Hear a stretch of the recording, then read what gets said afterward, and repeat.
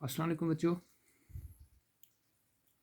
आज हम एक नया चैप्टर स्टार्ट करने वाले हैं जिसका नाम है डाइवर्सिटी इन लिविंग ऑर्गेनिजम्स। तो इससे पहले कि हम चैप्टर स्टार्ट करें, मैं आपको बता दूं कि इस चैप्टर के अंदर हम जिन टॉपिक्स पर बात करने वाले हैं वो हैं number 1 diversity, number 2 classification of living organisms, number 3 classification and evolution और नंबर 4 बाइनॉमियल नॉमेनक्लेचर। तो बच्चों हम शुरू करते हैं। डाइवर्सिटी या बायोडाइवर्सिटी। बच्चों बायोलॉजी में बायो का मतलब होता है लाइफ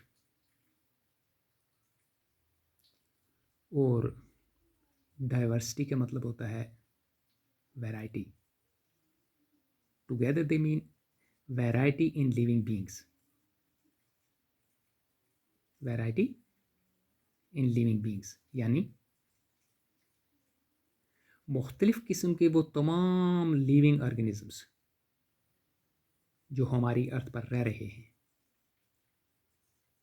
ख्वाह वो पानी में रह रहे हों, खुश्की पर रह रहे हों या हवा में पाए जाते हों या फिर प्लांट्स के ज़ुमरे में आते हैं वगैरह, इन सब के बारे में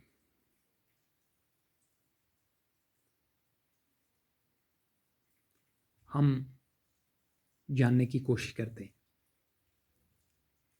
इनमें कुछ के बारे में हम जानते हैं और बहुत कुछ के बारे में हम नहीं जानते।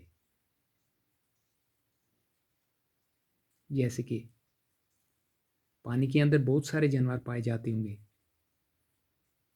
जिनका हमें बहुत कम इल्म है। इसी तरह से कुछ ऐसे जानवर एनिमल्स भी हैं, लिविंग ऑर्गेनिजम्स हैं जिनको हम नंगी आंख से नहीं देख पाते। इनको माइक्रो ऑर्गेनिजम्स कहते हैं।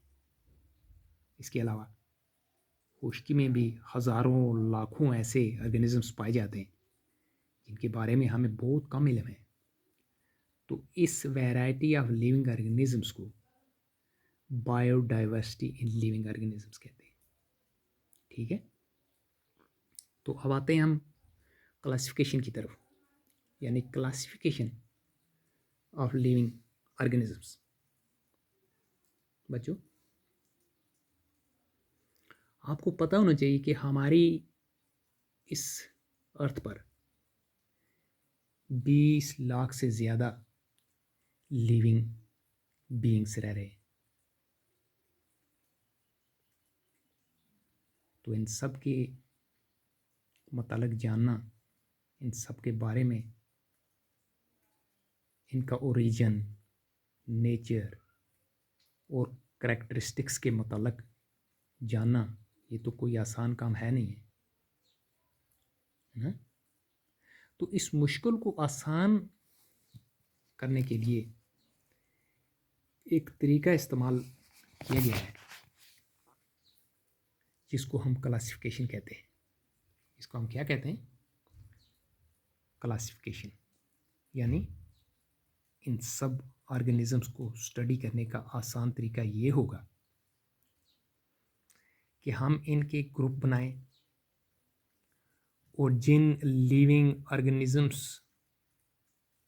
की प्रॉपर्टीज़ आपस में मिलती जुलती होंगी इनको हम एक ग्रुप में रखेंगे। इसी तरह कुछ दूसरे जिनकी प्रॉपर्टीज़ पहले ग्रुप से मुख्तलिफ हों लेकिन आपस में इनकी सिमिलैरिटीज़ हो, इनको दूसरे ग्रुप में, और फिर तीसरा ग्रुप और चौथा ग्रुप वगैरह। इस तरह से हम लिविंग बीइंग्स की आसानी से स्टडी कर सकते हैं। जैसे मैं आपको एक मिसाल दे दूँ रेप्टिलिया की, आप इसको रेप्टाइल्स भी कह सकते हो। बच्चों ये एनिमल्स जो हैं ये कोल्ड ब्लडेड एनिमल्स होते हैं. They breathe through lungs and they have 3 chambered heart. ये अंडे देने वाले जानवर होते हैं, है ना. इस कैटेगरी में स्नेक्स, टर्टल्स, लिजर्ड्स और क्रोकोडाइल वगैरह आते हैं. इसी तरह से हमारे पास एव्स, हमें इनको, ये एव्स जो होते हैं जो, इनको वार्म ब्लडेड एनिमल्स कहा जाता है. ये अंडे देने वाले जानवर होते हैं और इनका बैरूनी हिस्सा जो होता है ये फैदर से कवर किया होता है. तो इस स्टडी को हम क्लासिफिकेशन ऑफ लिविंग ऑर्गेनिजम्स कहते हैं.